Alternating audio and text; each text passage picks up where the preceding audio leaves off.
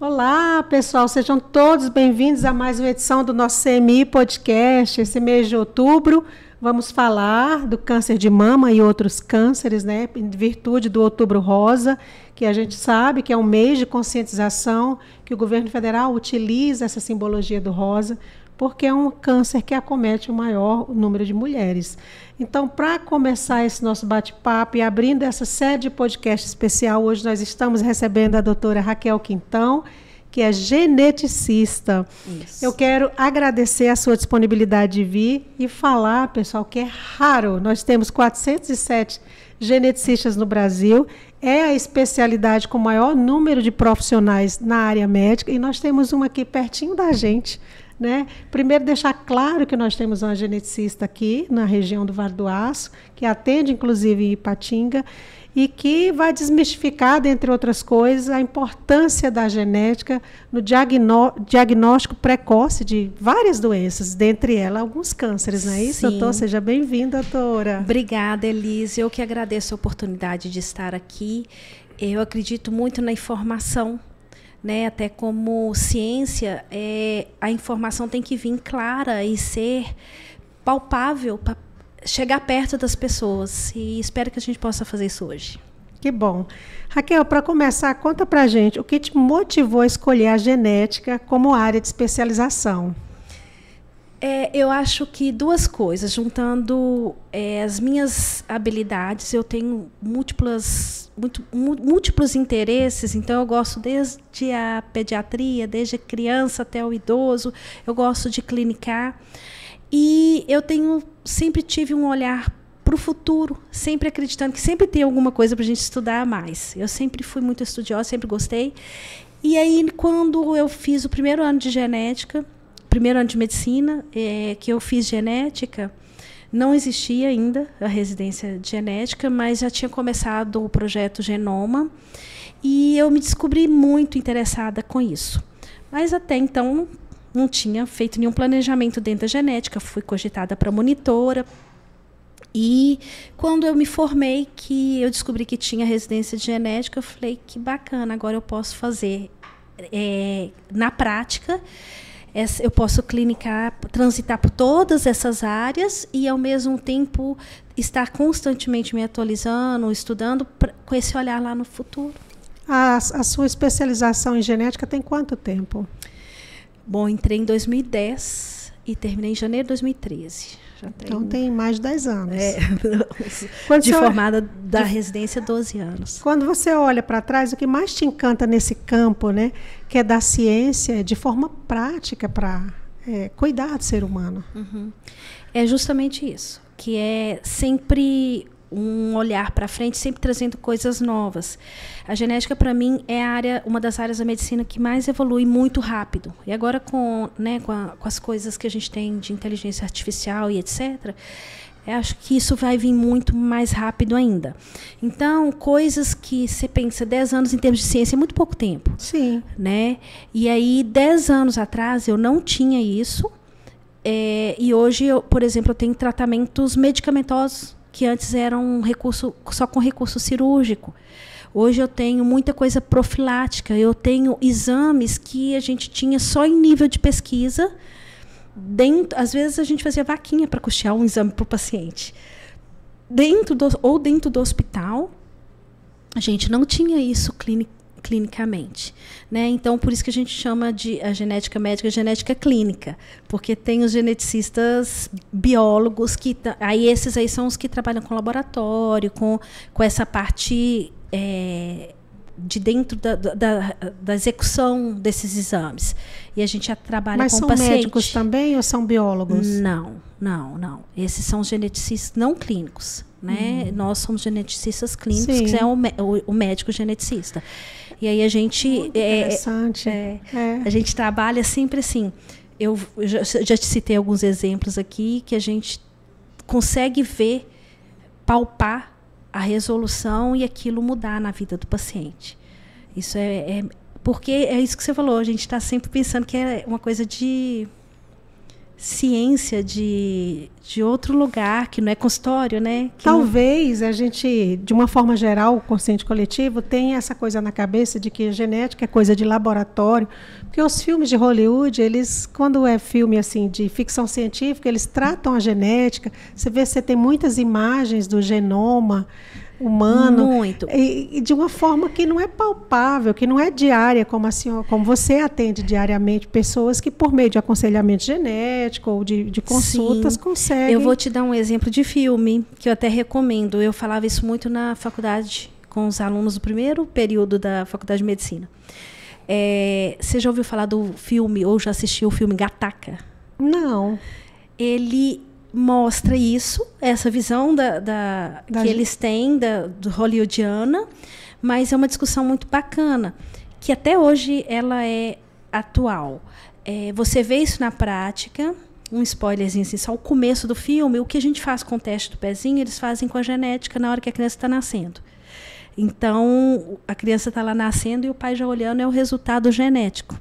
E eu acho muito bacana essa discussão que eles colocam no filme, justamente por conta de uma coisa que eu sempre falei na faculdade. É muito tênue a linha entre a genética e a eugenia, né? O que Hitler fez. Né? E lá, se a gente pensar hoje, a gente já sabe fazer Ctrl+C, Ctrl+V no DNA. O Prêmio Nobel de 2020 foram 2 mulheres que publicaram uma técnica de edição do DNA. Eu acho que passou despercebido e é o que eu acho que vai mudar a medicina, principalmente a genética, mas a medicina como um todo. Porque a gente sabe já cortar, colar e fazer essas misuras com o DNA. E como era 2020, a gente estava no Covid, eu acho que não teve a relevância que deveria ter. E que mais bacana ainda terem sido 2 mulheres. E para chegar a isso, ela deve ter estudado quantos anos, né, Raquel? Muito, muito. Então, assim, a gente vê isso na prática, não é uma coisa só de ciência, e esse filme fala disso. Inclusive, eu falei do teste do pezinho. O teste do pezinho é um exemplo. É um exemplo genético. A primeira doença do teste do pezinho, a fenilcetonúria, perdão, ela é uma doença genética. A anemia falciforme é uma doença genética. Então, assim, a gente faz uma coisa como rotina e não sabe que é genético.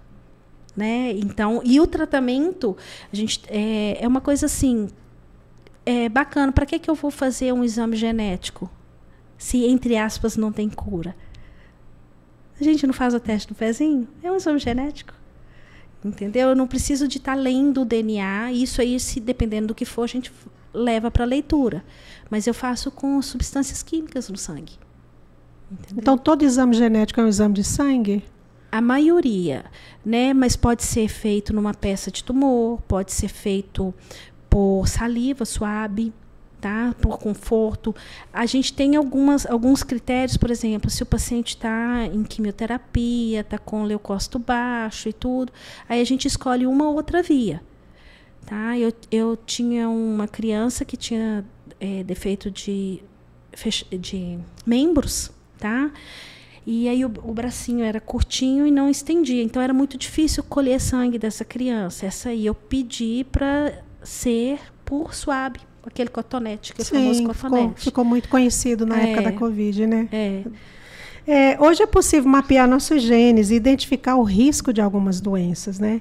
Antes mesmo que tenham os sintomas. Como funcionam esses testes genéticos e quando eles são indicados no caso de predisposição de cânceres de mama? Ótimo. Ou outros cânceres que acometem mulheres? O teste do pezinho, como eu disse, é né? Que a gente coloca isso na prática. Depende muito do que eu tenho. A gente faz isso para criança com baixa estatura, a gente faz isso para autismo, a gente faz isso para infertilidade, anomalias congênitas, eu não gosto do termo malformação, anomalias congênitas, qualquer uma que seja. Até mesmo no adulto, se tiver alguma indicação, por exemplo, cardiopatia familiar que em idade jovem, a gente faz essa investigação. Tá? Eu tenho família que o diagnóstico foi suspeitado já no idoso, ele já estava até tratando da parte neurológica, achando que era Alzheimer. E era esse mesmo problema que gerou o problema cardíaco nele, ele ia para a cirurgia, estava causando já o transtorno neurológico também.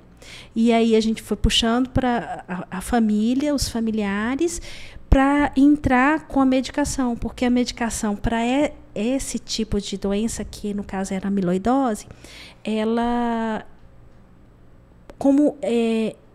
é provocada por um acúmulo dessas substâncias amiloides dentro da célula, a medicação é para evitar que acumule. Então, os pacientes, os demais familiares, tinham pacientes que tinham, achando que estava com problema de ombro, redução de força no braço, e já era síndrome do túnel do carpo, que é o primeiro sinal neurológico. E não tinha dor no punho, que acreditava que não tinha nada. Podia dar essa mesma doença que era predominantemente cardiológica, nesse caso não. Ela pode ter essas alterações oftalmológicas, renais, e eles não tinham essa noção, né? Também nem sabiam que tinham. Aí eles tiveram a indicação de fazer o exame genético. Então eu uso muito para autismo, para deficiência intelectual. Por exemplo, a principal causa de deficiência intelectual em meninos, depois da síndrome de Down, outro exemplo, no pré-natal. Sim, né? Que a mãe pode saber, né? Se tiver alguma anomalia suspeita, a gente faz essa investigação. Essa principal causa, segunda causa depois da síndrome de Down para deficiência intelectual é a síndrome do X frágil. É muito, muito comum a gente ter muito menino com deficiência intelectual, com atraso, e não saber que é X frágil. E aí o X frágil é interessante porque, assim, na mulher, ele normalmente não provoca a síndrome do X frágil, mas você pode ter uma falência ovariana prematura, menopausa precoce, e eu posso ter um outro tipo que dá uma alteração com ataxia, distúrbio de marcha. Mas é interessante a gente saber, você pensa, por que isso na prática? Porque se eu tenho um caso desse, as mulheres podem ser, elas são pré-mutadas, podem antecipar para os futuros filhos. Então, quando a mutação passa da mulher para o filho, ela amplia. E não é um exame de leitura do DNA, por exemplo. Então, o exame ele é direcionado, e é um exame muito mais simples, para aquilo que a gente está vendo clinicamente, igual qualquer médico, um cardiologista, ele suspeitou, vou pedir, por que ele pediu um ecocardiograma, não pediu um eletro? Por que ele pediu isso ou pediu aquilo? A gente também. Então, tem gente que acha que eu lendo o DNA, o famoso exoma, que é a leitura dos exons do DNA, que são os pedacinhos que codificam as proteínas, são as mensagens, elas são formadas em pedacinhos. Eu vou encontrar tudo? Não. Você sabe quanto que corresponde o exoma? 2% do nosso DNA. 98% é o que não é lido, que a gente acreditava que era um DNA, vamos falar assim, sem função. Eu nunca acreditei nisso. Igual eu te falei, que, né, lá atrás eu brinquei que o projeto Genoma ia, entre aspas, dar com os burros na água, né? Mas é porque a gente foi verificando que não é só a estrutura do DNA que interfere. Aí a gente entra com as coisas do ambiente, por exemplo, alimentação, bebida alcoólica, tabagismo. Isso tudo interfere na prática, inclusive nas coisas aquelas pessoas que já têm mutação. Obesidade, né? Obesidade também. Eu tô fazendo um estudo para um caso específico, e aí até me assustou assim, alguns artigos mostrando várias coisas que interferem na espermatogênese, porque a gente sempre pensa, né? Relacionado à idade da mulher, a gente já é um assombro para a gente. Dá 35 anos, você fica já com receio, porque 35 anos é um ponto de corte para a gente ter aneuploidias, cromossomos a mais, vamos colocar assim, ou a menos. Mas os estudos voltados para a formação do espermatozoide do homem não existiam muitos. Então, os estudos mostrando sobre o uso de determinadas substâncias, sobre poluição, sobre medicamentos, droga como a maconha, porque eles autorizaram isso nos Estados Unidos, eles aumentaram a preocupação com isso. E aí me assustou na hora que eu vi da obesidade. O que acontece? A estrutura do DNA, esses exons que eu falei, esses pedacinhos, é como se fosse isso aqui, a estrutura física. Tá? Ela pode não estar alterada. Mas imagina que eu tenho uma substância química que vem aqui e faz com que eu não consiga, essa parte aqui não consegue mais ser lida, mesmo que ela não tenha alteração. E isso é o que a gente chama de epigenética. A gente faz todo dia no nosso DNA. E aí, nesse estudo dos espermatozoides masculinos, a gente pensa que está lá do outro lado do mundo, né? Não é aqui, isso todo dia a gente está vendo. Né? Aumenta risco de infertilidade. E algumas alterações de metilação, que são um dos tipos de alteração externa, química, que a gente tem no DNA, que faz com que eu tenha um risco aumentado para determinados transtornos, por exemplo, autismo. E aí fizeram um estudo, por exemplo, com um homem obeso, estudaram o DNA dele, antes dele fazer a bariátrica, ele fez a cirurgia, emagreceu, 1 ano depois fizeram de novo. Ele melhorou algumas áreas, ele melhorou muito essas áreas metiladas, mas metilou outras. Então, é como se fosse uma resposta do organismo a uma... Eles ainda estão estudando a causa disso certinho, mas é como se fosse uma resposta do organismo ao estresse. Sabe quando, assim, você não comeu, você não pôde comer, mas depois você quer comer o dobrado? É como se o organismo estivesse fazendo isso. Aí ele vai e provoca metilação em outras áreas. Então, assim... eu me lembro do meu ex-chefe na residência falando assim, isso aí é politicamente correto, a gente ficar falando de homem, é só brincando com a gente, né, as mulheres da turma. Mas não, hoje a gente já tem essa comprovação também. Então, o homem também tem que se cuidar muito. Em relação aos cânceres de mama, a ciência dá conta que ela é multifatorial, acontece por uma série de coisas.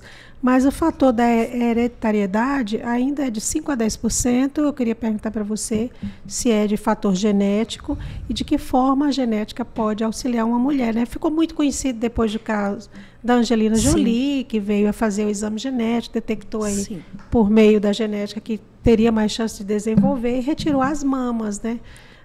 Ela retirou os ovários também. Os ovários também? E é assim, a maioria dos cânceres, eles são esporádicos. Imagina uma linha de produção, uma fábrica, e que produz 1000 camisetas. Eu não espero a camiseta chegar lá no final, as 1000, para eu falar que está com problema e parar e consertar. Então, nosso DNA, as nossas células estão produzindo o dia todo. A pele, o cabelo, o coração, cada uma numa taxa de divisão um pouco mais rápida, um pouco mais lenta. Só que aí essa fábrica vai envelhecendo conforme a gente envelhece. E ela pode ser bem ou mal utilizada. Né? Se você usa mal, você aumenta o risco de ter mais problema. Nós temos pontos de checagem no DNA para não deixar essas 1000 camisetas chegarem com problema ali. Então, lá no primeiro, detectou nesse ponto de checagem, peraí, dá para consertar? Vamos consertar. Não dá para consertar? Joga fora. Aí mata aquela célula. A gente, com o tempo, a gente aumenta tanto os estímulos que provocam esses erros, quanto as falhas na correção. Né? Então, isso aumenta o risco de câncer esporádico, que é a grande maioria, em torno de 80% a 85%. Agora, o caso, por exemplo, da Angelina Jolie, que é o gene mais conhecido para câncer de mama, que é o BRCA1. Ele é um dos que a gente chama de... que provocam as síndromes de predisposição hereditária ao câncer. Tá? O que significa isso? Já nasceu com aquela mutação. mediante isso tudo com estudos, não somos nós que vamos falar, é a ciência que vai determinar o que fazer. Se eu tenho uma mutação para o BRCA1, se é no BRCA2 ou se é em outro gene. Por que eu tenho que falar isso? Porque não é só o BRCA1 e BRCA2. Tá? São inúmeros genes. Inclusive, quando uma mulher vai falar, vou fazer um rastreio, um painel genético, não é só o número de genes, é a qualidade do painel que interfere.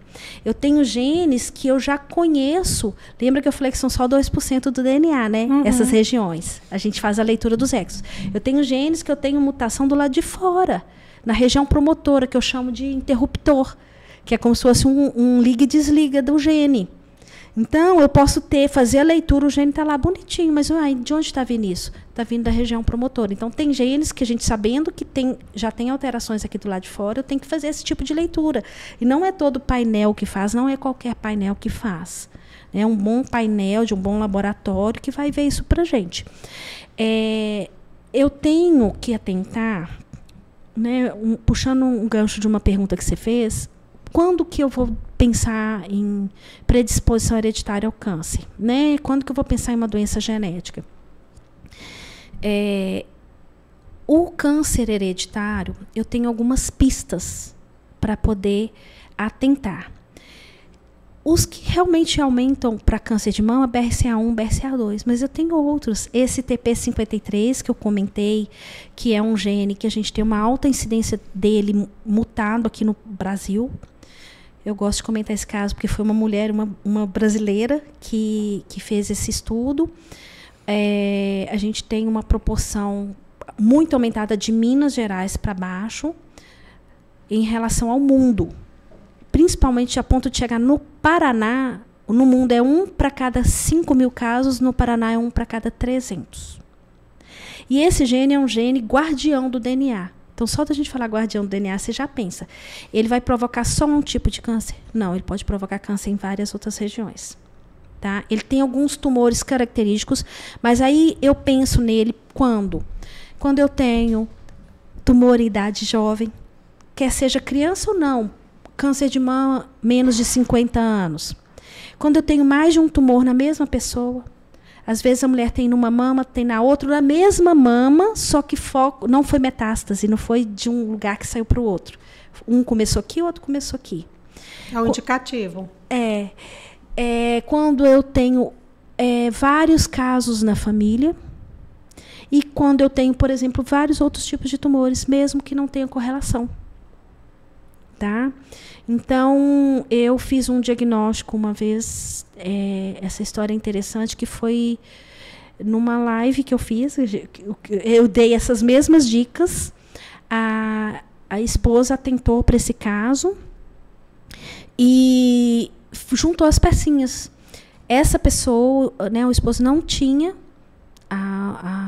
nenhum câncer, mas ele tinha uma mutação para um câncer que predispõe a tumores de intestino.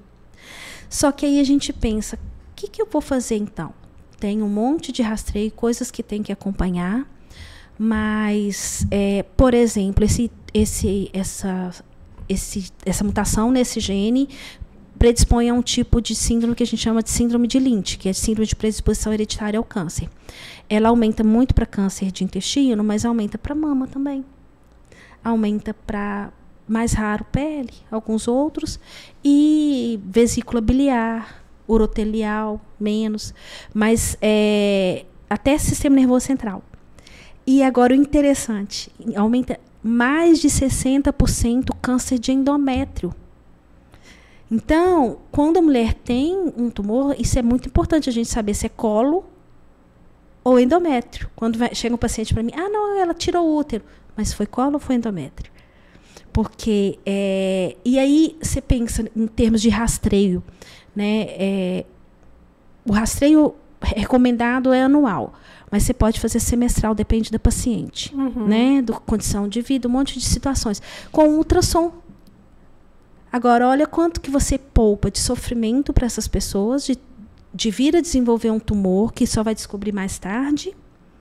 Às vezes a mulher sangra, eu já vi caso que falou que a regra tinha voltado, de sangramento pós-menopausa, e era tumor de endométrio. E o custo como pessoa, para a família, e o custo financeiro disso, tanto para as famílias quanto para o sistema. Né?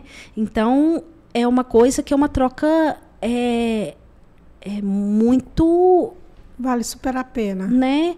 Então, a gente pensa, o exame genético é caro. Se eu te falar que nesses 10 anos para cá, a gente nem tinha isso disponível, a gente já tem de metade a 1/3 do preço. Como é que se pede um exame genético, Raquel? As pessoas, quando te procuram para solicitar o acompanhamento genético, é no acompanhamento que se pede o exame ou alguém pode ir a geneticista e já pedir o exame em si? É como qualquer outra clínica. A gente tem que ter a indicação. Né? Aí vem a mim, eu vou avaliar o que é que a gente está pensando, o que tem que fazer. Então, é outro médico que encaminha para um geneticista? Normalmente é. O que acontece? A pessoa pode procurar sem nenhum encaminhamento, mas esse caso que eu comentei desse paciente, sim, ele não tinha tumor, tinha várias na família, tinha falecido um tio, exatamente as duas coisas que deram alteradas no exame a gente chama imunohistoquímica, do tio, eram as duas mutações que tinha nele. Então, assim, a gente tem essas pistas, mas eu não pedi mais do que 5 genes, que eram só os genes relacionados a essa síndrome, sabe? Então, depende muito do caso, igual eu te citei, deficiência intelectual em meninos. Se eu perceber dismorfismos, alteração, característica de X frágil, eu não preciso de pedir um painel genético que não vai ver. Eu vou ver num exame muito mais simples, né? Que vai... A região do X frágil, que a gente chama de X frágil, é uma região do cromossomo X, que ela passa de 200 repetições de trinucleotídeos, CGG, CGG, CGG. Se ela passa de 200, na hora que a gente vê no cariótipo, como se eu estivesse vendo uma radiografia, parece que ela está quebrada, aquela região. O exame é eu pegar essa região e contar. Tem mais de 200? Eu tenho a síndrome. Entendeu? Então, assim, depende do que a gente está vendo, até mesmo para câncer. Sabe? Câncer de mama. A gente tem os painéis, mas esse caso que eu comentei com você, tinha câncer de intestino na família, tinha câncer de mama, ainda não se sabia de endométrio, mas era mais... E tinha um de pulmão. E aí, assim... eu juntando as peças, eu falei, não, a gente vai investigar para síndrome de Lynch. Então, e assim, é uma luta, porque às vezes você não encontra, mas você sabe que tem a pista ali, tem o cheiro, tem a cara, mas aí a gente, com conhecimento, vai por pistas. É uma clínica bem investigativa, né? Sim, eu costumo falar às vezes com os pais, porque isso gera uma certa angústia, gera, né, ansiedade. Isso tudo eu levo para casa para estudar. Por quê? Porque a gente tem o conhecimento, mas eu tenho um quebra-cabeça que chama, por exemplo, Elis. Na hora que você chega, eu vou começar a juntar essas pecinhas que parecem estar desconectadas, uma pecinha que está solta, que ela vai fechar o quebra-cabeça. Então, eu falo com os pais assim, olha, eu vou estudar, eu tenho... isso aqui, que é esse quebra-cabeça que chama fulano. Agora a gente vai investigar, igual um detetive mesmo. Eu imagino. E ela nem sempre tem uma relação direta com a genética, né? A questão do câncer, só fechando esse assunto. Não, é o que eu falei. Em termos de 85% são os esporádicos. São esses que vão tendo essas falhas, ou por mau uso, ou pelo tempo mesmo, por desgaste do tempo, e eu vou desenvolver alguma daquelas camisetas que eu falei lá atrás, vai passar com problema. Aí aquela célula ali, que passou com problema, vai continuar proliferando. Dentro dos 10 a 15% que eu tenho, que são as síndromes de predisposição hereditária ao câncer. E que pode não ser só relacionada à mama. Até mesmo o BRCA1, esse que você falou, da Angelina Jolie, ele está dentro do protocolo, os guidelines internacionais, para mama, ovário, pâncreas e próstata. Ele vem junto com tudo isso. Agora, o BRCA2 já aumenta também mais para melanoma, aumenta o risco de melanoma e câncer masculino, câncer de mama masculino. Câncer de mama masculino é outra dica. Pois é, a gente precisa falar sobre isso, porque tem muito homem que vive na ignorância, no aspecto de achar que o câncer de mama é somente mulher que tem. Não, a gente tem, assim, essa predisposição aumentada por conta dos nossos hormônios são diferentes. Mas se o homem tiver uma mutação, por exemplo, para o BRCA2, ele tem o risco aumentado. E aí ele vai fazer o rastreio e o monitoramento mais justinho, de acordo com o protocolo, para BRCA2. Se ele tiver, os filhos podem ter também? 50% de chance de herdar. Eu falo que é meio copo cheio, meio copo vazio. Você tem metade de chance de herdar essa mutação, metade de chance de não herdar. E aí eles podem... eu ia até te perguntar no caso da Preta Gil, por exemplo, se os filhos dela, ela teve um filho e uma neta, né? Uhum. Já está aí com 20 anos. Se eles podem pedir um mapeamento genético, em virtude do câncer da mãe. Qual que era a idade dela mesmo? Ela tinha 50 anos. 50 anos. É uma idade de ponto de corte. Eu acho que merecia uma investigação, sim. Então, quando uma pessoa tem eles alguém... podem ser que eles tenham feito, né? Pode ser, né? Porque tem muito... Né? Teve muito acesso, foi para fora do Brasil. Sim. Mesmo aqui dentro, é o que eu falo.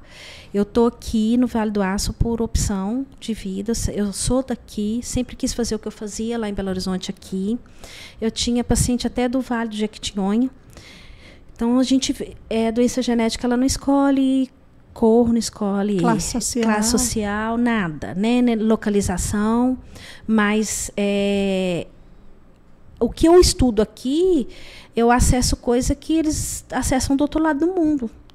É só questão da gente ter vontade de estudar. Uhum. Entendeu? Então, não é lógico que você ir a um congresso, isso tudo vai corroborando, mas o acesso hoje ao conhecimento está muito mais fácil. Tá, porque a internet está aí para todo mundo, né? Muita gente tem medo também de fazer o teste genético, né? Existe essa coisa, esse tabu, e descobrir alguma coisa preocupante. O que você diria para ajudar a desmistificar esse medo? Uhum. Eu costumo dar um exemplo que é da diabetes.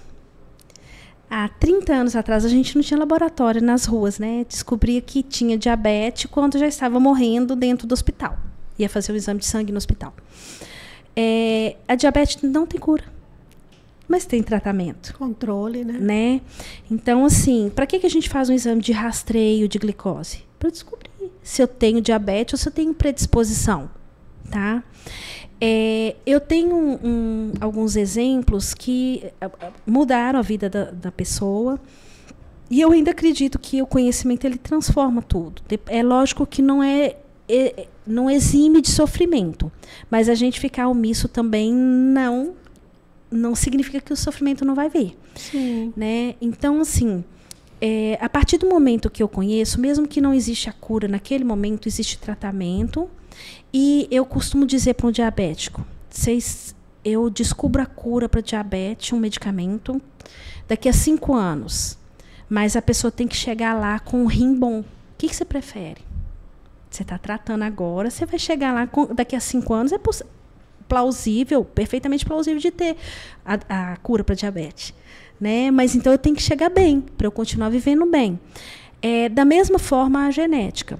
Eu tenho vários exemplos assim, de que transformaram, que aí o cuidado garantiu qualidade de vida para o paciente. Eu tenho exemplos de, por exemplo, casal que chegou para fazer aconselhamento pré-concepcional. A gente faz diagnóstico de tudo, né? Meio que um detetive mesmo. Eu já fiz diagnóstico de uma criança falecida, com um prontuário de 1 ano atrás, a gente com o teste do pezinho, o sangue do teste do pezinho. E vendo fotos. Então, aconteceu a mesma coisa com esse casal. Existe aquela coisa, a gente é treinado para isso, e tem a questão da humanização, né, de dentro da gente mesmo, que o casal veio para uma coisa, só que eu descubro outra no filho. Então, se imagina a angústia. Aí eu descobri essa síndrome olhando foto, olhando a criança, pedi para avaliar e falei, olha, minha preocupação agora é o cuidado com essa criança, porque ele pode vir a desenvolver isso, aquilo outro. E aí gera todas aquelas reações que são as fases da psicologia, né? Da revolta, da raiva, ou da tristeza, ou da barganha. Mas no momento que você pensa, como que eu posso melhorar para o meu filho? Né? Aí começa a mudar. Então, no primeiro momento, a gente fez da criança, confirmou o diagnóstico, e aí foi cuidar da criança. Aí veio a segunda parte, que 50% dos casos dessa síndrome são herdados. Mas aí você pergunta, mas como se os pais não tinham nada? Porque existem vários mecanismos na genética que podem fazer com que você não manifeste a doença. Tá? Existe expressividade variável da doença, penetrância incompleta. Então, eu posso ter gerações que passou despercebido, mas eu posso ter a mutação. Sim. Tá? E meu filho herdou. Então, para um aconselhamento para um futuro filho, eu teria 50% de chance de herdar. Então, depende muito do caso. E a gente vai puxando o fio da meada. O autismo mesmo tem isso, né? Quando você já tem um filho autista, a possibilidade de vir um segundo é maior. É uma dica que a gente passa, né? Se você tem mais de um caso, por exemplo, na família ou irmãos, a gente tenha mais pista de pensar no quadro genético, né, estrutural de uma mutação. E se eu tiver em meninas, né, menina com autismo é mais raro. É mais raro, né? É 1 para 4, para cada 4 meninos. Então, e assim, eu já peguei uma menina bem grave, tinha essa mutação genética. A gente pode ter mutação de vários tipos. Só genes relacionados ao autismo, a gente tem, eu olhei no SFARI, acho que estavam uns 1.300 genes relacionados. Fora aqueles. Mas tem aquilo que a gente falou da epigenética. O que eu faço com o ambiente? A gente comentou da obesidade no homem. Não é só uma coisa exclusiva do homem. O conjunto importa, né? Isso requer muito estudo ainda, sabe? Mas são coisas para se pensar. Esse estudo direcionando, inclusive, para outros estudos para o uso da maconha, né, do canabidiol, por conta dessa legalização lá nos Estados Unidos e em alguns países. Então, eles aumentaram muito os estudos em homens. Porque a gente pensa na gravidez só no momento em que a mulher está fazendo, né, está gerando ali, no famoso forninho. Mas o homem, a mulher já nasce com os óvulos prontos, mas que também dependem da influência do ambiente. E a preocupação é com o que a mulher usa durante a gravidez para não provocar, não ser teratógeno, né? Não provocar anomalia ou nenhuma restrição. Por exemplo, uma coisa que é, para mim, problema de saúde pública sério. Álcool. A mulher não está prevenindo, ela pode engravidar. Eu tenho dificuldade, mas ela pode engravidar. Então, se está com intenção ou não de engravidar, mas tem essa chance, não usa álcool em dose nenhuma, em época nenhuma da gravidez. Uhum. Porque a gente pode ter o espectro do álcool fetal que vai desde levinho, você não percebe anomalias, mas ele é neurotóxico, ele agride o neurônio. Então, se a criança teria um potencial, vamos colocar assim, até 100, ele estaria limitado até 60, por causa do uso do álcool. E a época que não se sabe que está grávida é a época que... Importa, né? Que está formando... E todas as épocas são importantes, mas assim, quando está formando a coluna, está formando o encéfalo... Espinha bífida. Então, assim, espinha bífida é um dos motivos que a gente preconiza o uso do ácido fólico. Então, eu sempre falo, gente, vamos tentar ter uma gravidez responsável no sentido, assim, não só de não ter uma gravidez indesejada, mas de planejamento pré-concepcional. Porque para o homem, por exemplo, já estão mostrando do efeito do canabidiol na espermatogênese, na formação dos espermatozoides. Então, e olha que eu já falei do álcool, já falei da obesidade. Agora da maconha. né? Tudo influencia, né, Tudo doutora? influencia. Mesmo que eu não tenha uma mutação, é aquilo que eu te falei. Eu influencio na expressão do gene.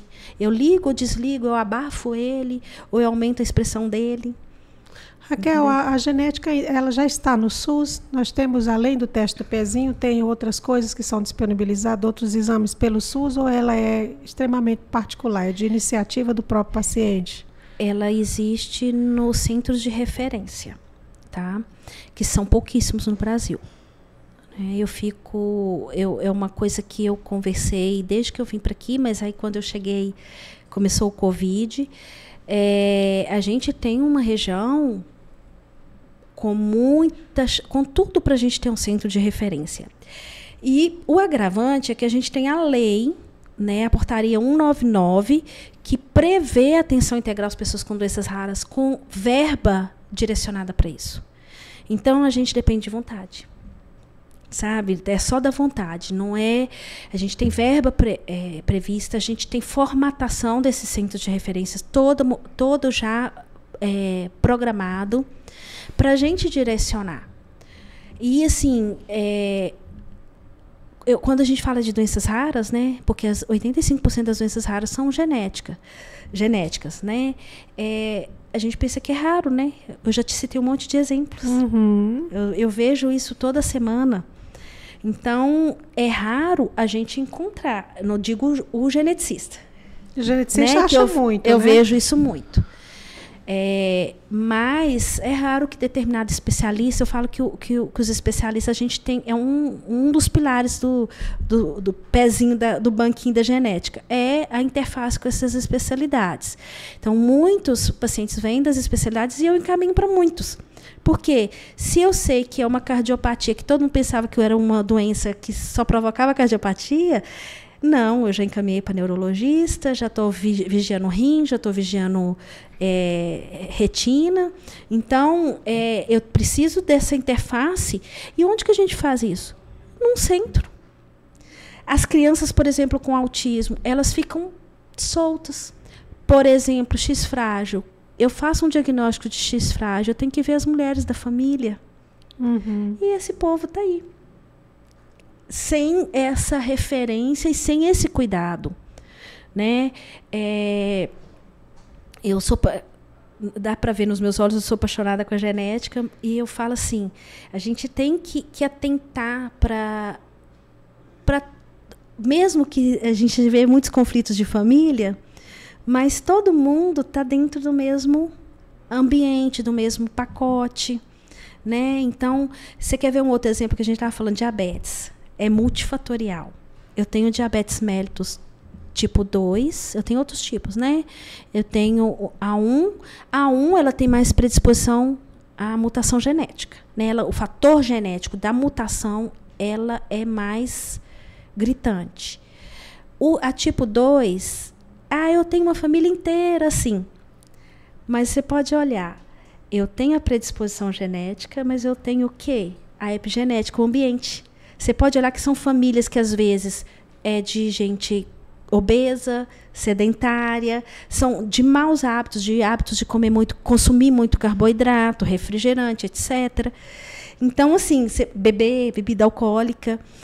E aí isso tudo vai junto com a diabetes mellitus tipo 2, que é multifatorial. Eu costumo colocar o mesmo peso na balança. Na tipo 1 é mais preponderante. E eu tenho alguns tipos aqui no meio do caminho, que a gente não fala muito, que tem mais ou menos predisposição hereditária. Então, assim, olhar para a família, isso tudo faz parte da gente, do cuidado. Eu costumo colocar até nos meus relatórios, quando eu peço algum exame, cuidado dos familiares em risco. E eu acho que isso o sistema público tem que atentar. Tá? Até porque quando ele investe em prevenção, ele economiza. Exatamente. E essa prevenção, esse cuidado, se eu tenho um centro integrado, sabe, com todas as áreas básicas, mas que a gente faz interface com as outras áreas também, você maximiza os resultados.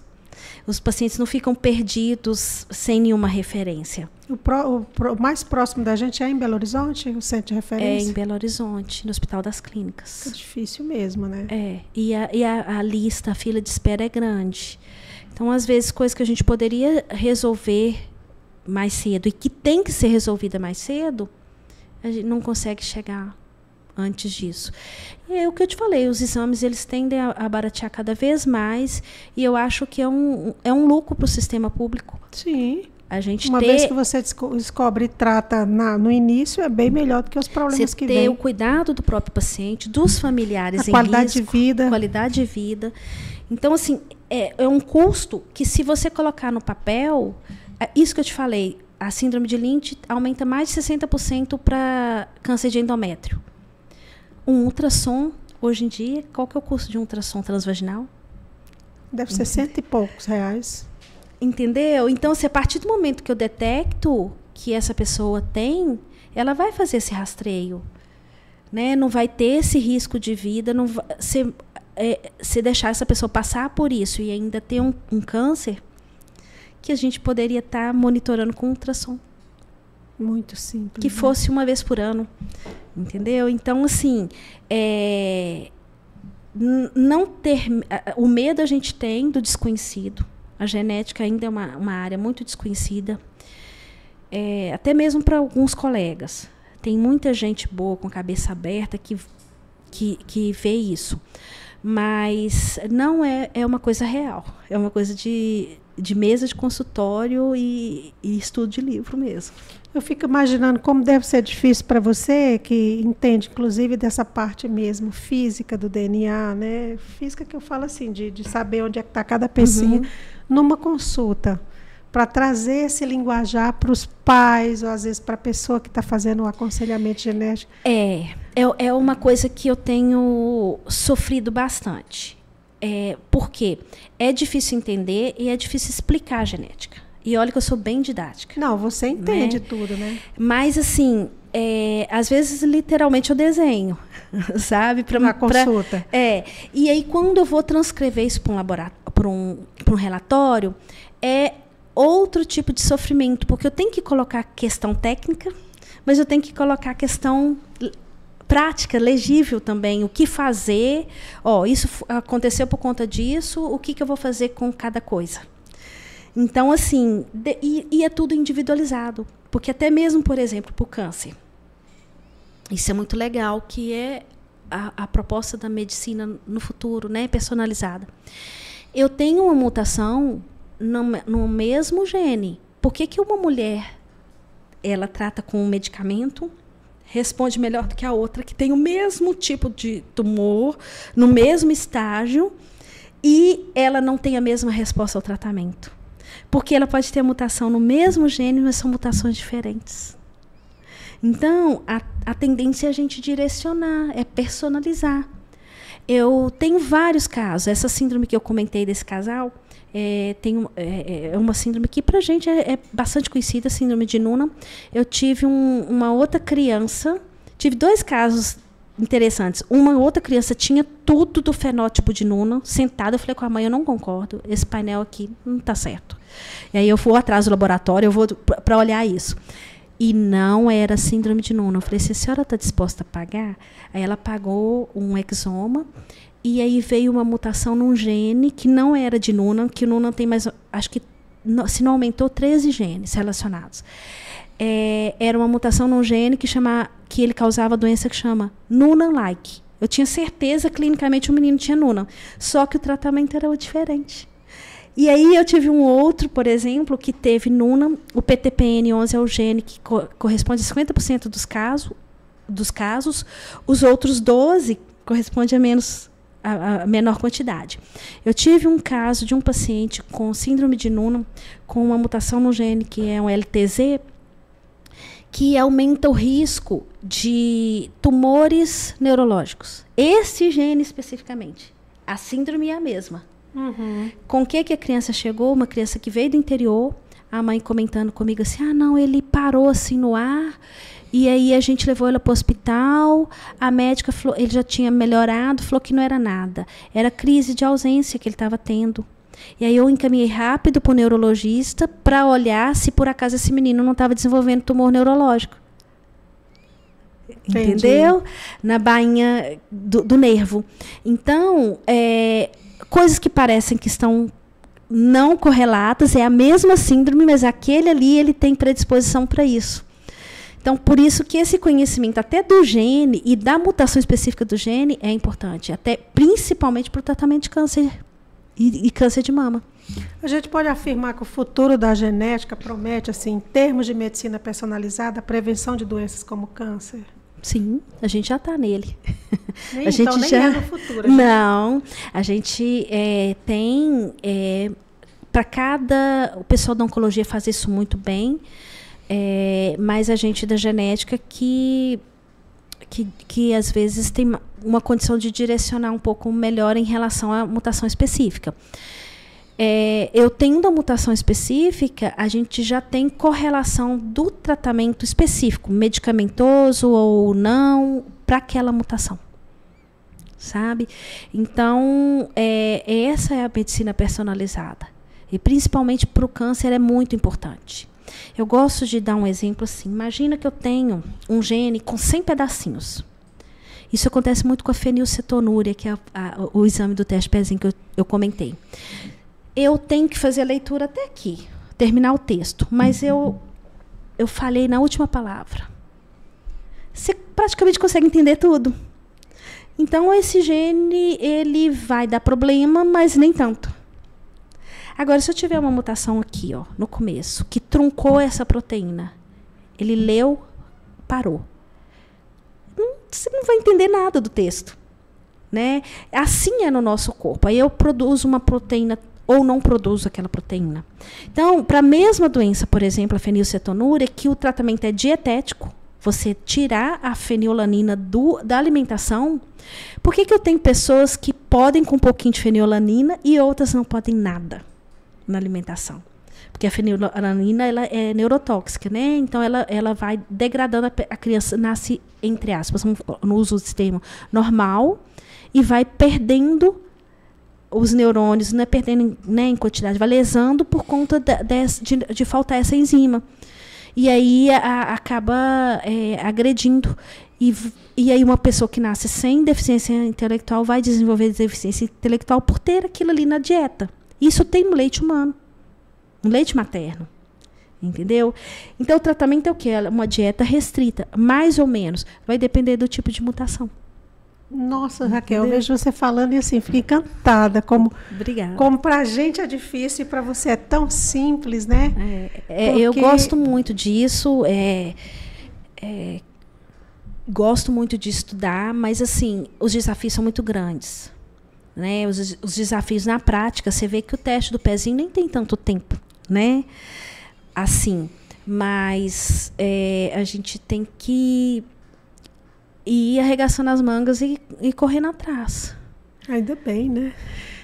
Nós chegamos ao final. Se eu não perguntei alguma coisa que você julga relevante, eu queria que você falasse. E também queria que você deixasse aí um recado. Vai ser o nosso primeiro podcast da série especial, né, do Outubro Rosa, principalmente para as mulheres. Queria que você deixasse um recado aí para nosso público. Sim. Nós falamos do câncer de mama, né, especificamente por conta do Outubro Rosa, mas é muito importante lembrar que a síndrome de predisposição hereditária é a minoria. A gente tem a maioria esporádico. Por que eu estou falando isso? Porque eu não estou importando para a síndrome de predisposição hereditária, não. No esporádico, eu gosto de falar assim, é o que você está fazendo com a sua vida. São as suas escolhas. Então, a tacinha do álcool, é só uma tacinha por dia. A gente tem cálculos, né, dessa dosagem de álcool que aumenta o risco para a mulher. A obesidade, o sedentarismo, o cigarro nem se fala. Não aumenta, por exemplo, o álcool, não aumenta riscos de câncer só de mama, não. Aumenta outros, né, de boca, de fígado, de esôfago, até de intestino.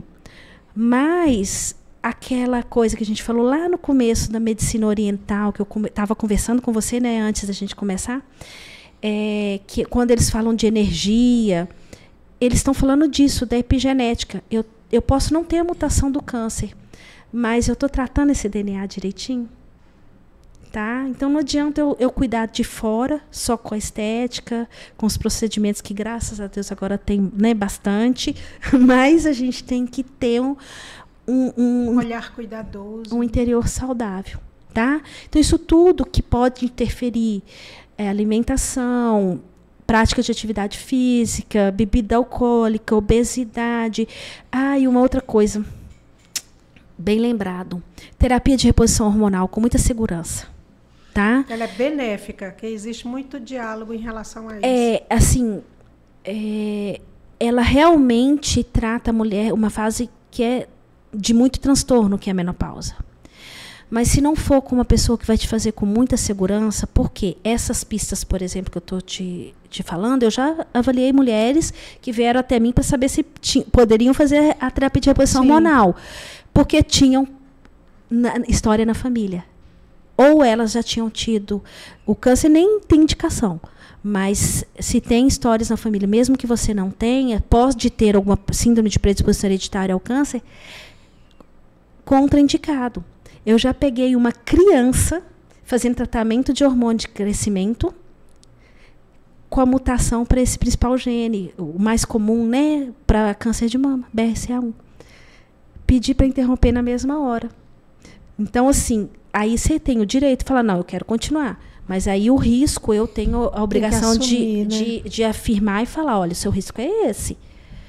Aí você pesa o risco-benefício entre crescer ou desenvolver um câncer. Então, assim, a terapia de reposição hormonal é uma coisa que tem que ser muito bem, mas com muito, muito zelo, tá? Muito bem pautada. Estou muito feliz de você ter aceitado meu convite. Eu que estou. Sei que a sua agenda é muito, muito, né, pesada, que o médico trabalha muito. Obrigada por ter tirado esse tempo para informar para a sociedade a importância da genética do ponto de vista aí, à luz das doenças, da prevenção das doenças. Que Deus te abençoe, que você continue aqui com a gente no Vale do Aço, porque se você for embora, a gente perde nossa única geneticista. Agradeço muito a oportunidade, Elise. Eu acho que são esses momentos que a gente consegue mobilizar as pessoas e até os serviços, né? Inclusive e principalmente o serviço público. Sim. Quem quiser achar a doutora Raquel Quintão no Instagram, é doutora geneticista, não é isso, doutora? DRA.geneticista. Doutora geneticista, ela sempre posta lá, tem alguns recortes também de entrevistas importantes que ela deu aí na região. E obrigada, doutora. Volte quando tiver um outro assunto, né, que não seja exatamente esse. Obrigada. Pessoal, essa edição termina por aqui. Muito obrigada. Continue ligado com a gente. Tchau, tchau. Até o próximo CMI Podcast.